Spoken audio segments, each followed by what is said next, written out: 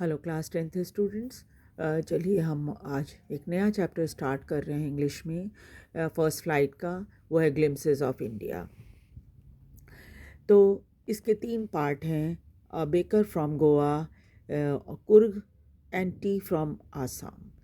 तो सबसे पहले हम बेकर ऑफ गोवा पढ़ेंगे, बेकर फ्रॉम गोवा। और ये जो ग्लिम्सेस ऑफ इंडिया है, ये क्या करती है, भारत के 3 अलग अलग जगहों की झलक आपको दिखाती है। यही वजह है कि इस चैप्टर का नाम ग्लिम्सेस ऑफ इंडिया रखा गया है। चलिए, जो फर्स्ट स्टोरी है बेकर फ्रॉम गोवा, ये पढ़ते हैं। बेकर आप समझते ही हैं, जो बेकिंग का काम करे। जैसे आपके यहाँ केक, ब्रेड ये सब बनता है, तो उसकी क्या होती है, बेकिंग होती है। तो एक बेकर जो गोवा में पहले हुआ करता था, वो कैसा होता था, उसके बारे में हम देखेंगे। This is a pen portrait of a traditional Goan village baker who still has an important place in his society. ये एक पोर्ट्रेट है पारंपरिक गोवन विलेज के, गोवा के विलेज के बेकर का, जो कि जिसकी प्लेस जो है अभी भी समाज में बहुत ही इम्पॉर्टेंट है। अब ये जो स्टोरी है वो देखिए क्या है।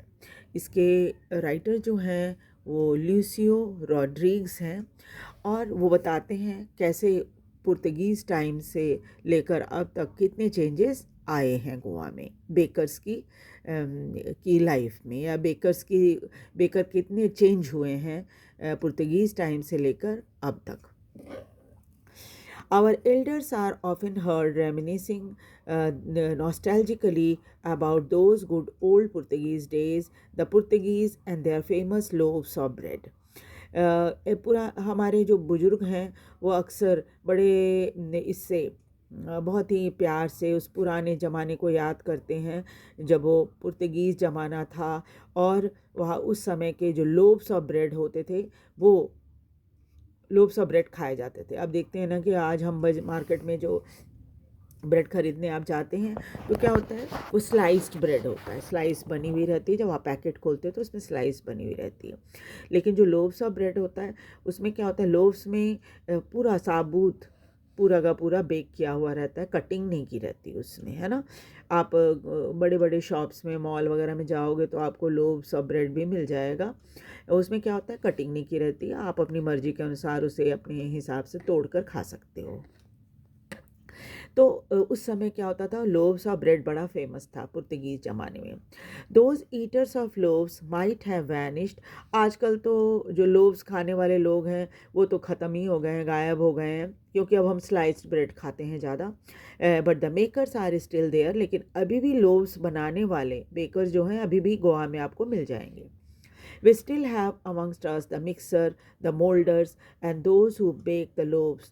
और आज भी आपको उस ज़माने के, पुराने ज़माने के, पुर्तगीज़ ज़माने के मिक्सर, जिसमें आटे और मैदे को फेंटा जाता है ब्रेड बनाने के लिए, और मोल्डर, एक मोल्ड होती है, आपने देखा होगा, एक शेप होती है ब्रेड बेक करने वाले बर्तन की, तो वो मोल्डर्स भी अभी मिलते हैं।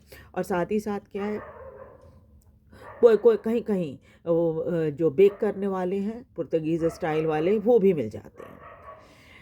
Those age old time tested furnaces still exist. और पुराने ज़माने की जो फर्नेसेस हुआ करती थी जिसमें बेक किया जाता था ब्रेड को, वो भी आजकल अभी भी देखने को मिल जाती हैं। The fire in the furnaces has not yet been extinguished.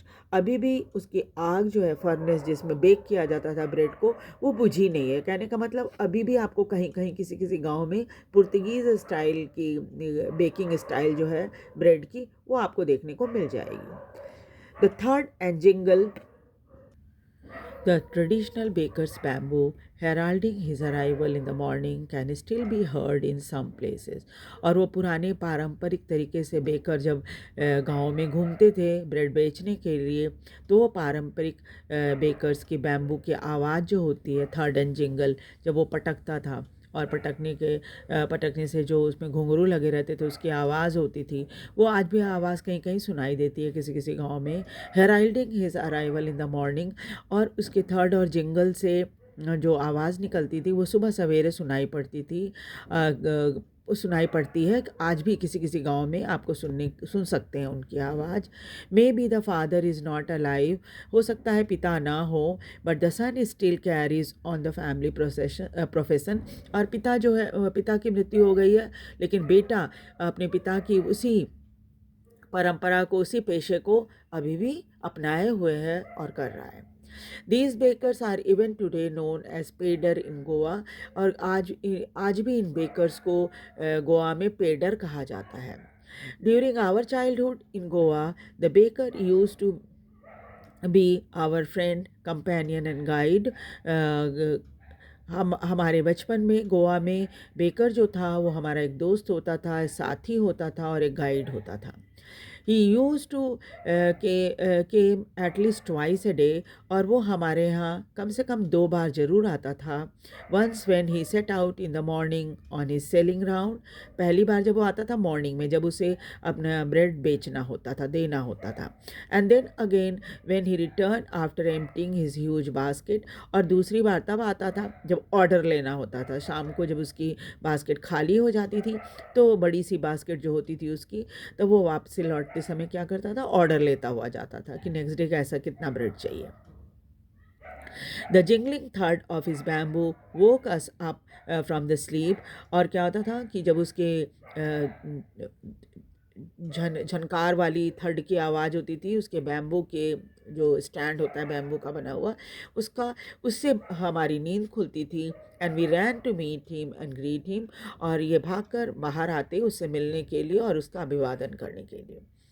Why was it so, ऐसा क्यों था?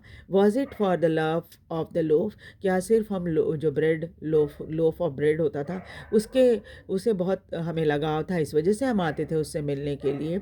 नॉट एट ऑल, नहीं, ये सब बात नहीं है। ये नहीं कि ब्रेड की लालच में हम आते थे उसके पास। The loaves were brought by some Paskine और बास्टाइन, और ये जो लोव्स ऑफ ब्रेड है घर की कोई नौकरानी भी ला सकते थे, ऐसी कोई बात नहीं है। The maid servant of the house, वहाँ पर जो मेड सर्वेंट नौकरानी होती थी घर की, उसको पास्काइन या बास्टाइन कहा जाता था, नौकरानी को। What we longed for were those bread bangles, किस चीज़ की इन्हें लगाव होता था, लालच होता था? वो था कि वो स्पेशल ब्रेड बैंगल बना के लाता था, विच वर चोज केयरफुली, और इसको क्या करते थे ये लोग, बड़े ध्यान से चूज़ करते थे उनको कैसा चाहिए। Some time it was sweet bread of special make, और कई बार ये ब्रेड बैंगल जो होते थे वो मीठे भी होते थे, खास अलग तरीके से बनाए हुए। The baker made his musical entry on the seen with a Zhang Zhang sound of is specially made bamboo stuff, और बेकर जो है मॉर्निंग में उसकी बड़ी म्यूज़िकल एंट्री होती थी, जब उसके स्टैंड की झैंग झैंग की आवाज़ जो ख़ास तौर पे बैम्बू की बनी होती थी उसकी आती थी आवाज़ तब। One hand supported the basket, एक हाथ से तो वो बास्केट पकड़े रहता था, ऑन हिज हेड, जो कि उसके सिर पे रखा होता था, and other bang the bamboo on the ground, और दूसरे हाथ से वो बैम्बू को ज़मीन पर पटकता था जिससे वो आवाज़ आती थी। He would greet the lady of the house with good morning, फिर क्या होता था, घर की जो मालकिन होती थी वो बाहर निकलती थी तो वो उसे गुड मॉर्निंग बोलता था। Then place his basket on the vertical bamboo, और फिर अपने बैम्बू स्टैंड पर अपनी बास्केट रख देता था। We kids would be pushed aside with a mild rebuke, हम लोगों को, छोटे बच्चों को खासतौर पे किनारे कर दिया जाता था, थोड़ी सी झिड़की देकर कि किनारे हो जाओ, तुम्हारा काम नहीं है यहाँ पे। And the loaves would be delivered to the servant, और फिर लोव्स ऑफ ब्रेड जो होती थी वो नौकरों को दे दी जाती थी। But we would not give up, लेकिन बच्चे झिड़की के बाद भी हटते नहीं थे और ये वहीं खड़े रहते थे। We would climb a bench और a parapet and peep into the basket somehow, और ये पूरी कोशिश करते थे कोई ऐसी ऊंची चीज़ मिल जाए, स्टैंड या कुछ ऊंची चीज़ जहाँ पर ये खड़े होकर उसके बास्केट के अंदर झांक सके। I can still recall the typical fragrance of those loaves, इन आज भी लेखक को याद है कि एक ख़ास खुशबू होती थी इन लोव्स ऑफ ब्रेड की। लोव्स फॉर द एल्डर्स, जो लोव्स होते थे वो बड़े लोगों के लिए होते थे, एंड बैंगल्स फॉर चिल्ड्रन, और बैंगल जो होते थे वो बच्चों के लिए होते थे, यानी ब्रेड को बैंगल की शेप में बनाया जाता था खास तौर पे बच्चों के लिए। Then we did not even care for to brush our teeth, फिर तो हम चिंता भी नहीं करते थे ब्रश करने की, और वॉश आवर माउथ प्रॉपरली, और मुंह भी सही तरीके से धोने की। एंड वाई शुड वी, क्यों धोएं ये काम हम क्यों करें, है ना। Who would take the trouble of plucking the mango leaf for the tooth brush, कौन इतनी चिंता करता है कि जाकर मैंगो के पत्ते तोड़ कर लाओ और फिर उसे ब्रश करो, इतनी परेशानी कौन उठाए। And why was it necessary at all, क्यों ज़रूरी है ब्रश करना मॉर्निंग में। The tiger never brushes his teeth, tiger जो होता है क्या कभी ब्रश करता है अपने दांतों में। Hot T could wash and clean up everything so nicely after all, और फिर गरम गरम चाय जो ब्रेड के साथ मिलती थी खाने पीने के लिए, उससे तो मुंह तो अच्छी तरह साफ हो ही जाता था, जैसे गर्म पानी से मुंह साफ करते हैं उसे चाय से मुंह साफ कर लिया, ज़रूरत क्या है ब्रश करने की। Marriage gift are meaningless without the sweet bread known as bowl, और मैरिज गिफ्ट जो होती थी वो स्वीट ब्रेड जिसको बोल कहा जाता था उसके बिना तो अधूरी होती थी। जस्ट एज अ पार्टी और अ feast loses it's charm without bread, जैसे कोई पार्टी और कोई भोज हो और उसमें ब्रेड ही ना हो तो वो अधूरा लगता है। Not enough can be said to show how important a baker can be for the village, इसलिए ये कहना कोई मुश्किल नहीं है कि एक बेकर की इम्पोर्टेंस कितनी ज़्यादा होती थी ख़ास तौर पे गाँव में। The lady of the house must prepare sandwiches on the occasion of a daughter's engagement, जो घर की मालकिन होती थी वो जब बेटी की सगाई होती थी तो उसमें वो सैंडविचेस प्रिपेयर करती थी उस इसके लिए फंक्शन के लिए। केक्स एंड बोलिनहास are the must for Christmas as well as other festival, और केक्स और बोलिनहास तो सबसे ज़रूरी होता था क्रिसमस में भी या दूसरे किसी फेस्टिवल में भी। Thus the presence of the baker's furnace in the village is absolutely essential, इसलिए एक गांव में बेकर की फर्नेस होना तो बहुत ही ज़रूरी होता था।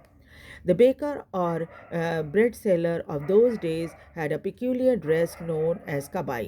बेकर या ब्रेड सेलर जो होते थे उनकी एक खास ड्रेस होती थी जिसको कबाई कहा जाता था।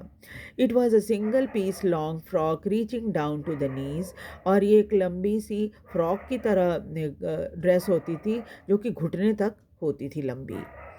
In our childhood, we saw bakers wearing shirt and trouser which were shorter than full-length ones and longer than the half pant.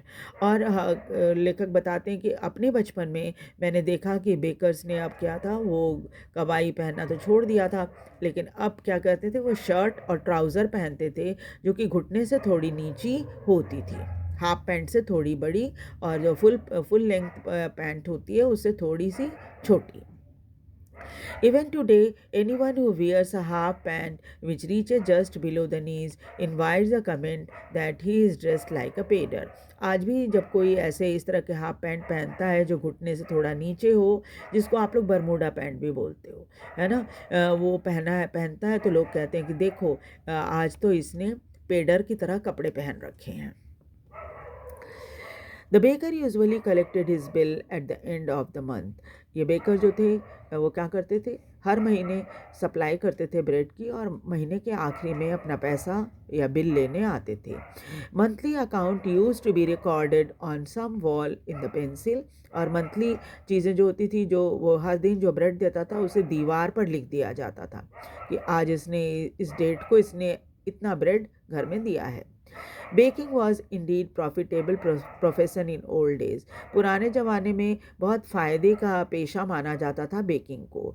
The baker and his family never starve, क्योंकि बेकर और उसका परिवार कभी भी भूखा नहीं रहता था। He and his family and his servant always looked happy and prosperous, वो उसका परिवार यहाँ तक कि उसके नौकर भी बड़े खुश और बड़े संपन्न दिखाई देते थे, क्योंकि सबसे बड़ी बात तो ये है कि जब आपका पेट भरा रहता है तो हर चीज़ अच्छी लगती है ना। And their plump physique was an open testimony to this, और उनका मोटा तगड़ा शरीर जो होता था वो साफ बताता था कि यह बेकर परिवार का व्यक्ति है। Even today, any person with a jackfruit like physical appearance is easily compared to a baker. आज भी जो लोग थोड़े मोटे तगड़े होते हैं, कटहल की तरह, कटहल आपने देखा है ना, एक ये फल भी होता है, उसको और सब्ज़ी में भी काउंट करते हैं, सब्ज़ी भी बनती है और पक जाता है तो फल की तरह होता है। तो जब मोटा तगड़ा सा होता है वो, तो लोग कहते हैं कि देखो कि जिसका भी जैक फ्रूट की तरह अपीयरेंस होता है, उसको लोग बेकर से कंपेयर करते हैं। ठीक है, तो ये सब तो क्वेश्चन है जो बैक एक्सरसाइज के आप अपने आप करेंगे। और ये वीडियो आपको कैसा लगा, इसे लाइक और सब्सक्राइब भी ज़रूर करेंगे। नेक्स्ट क्लास में हम इसका सेकंड पार्ट पढ़ेंगे। Thank you very much.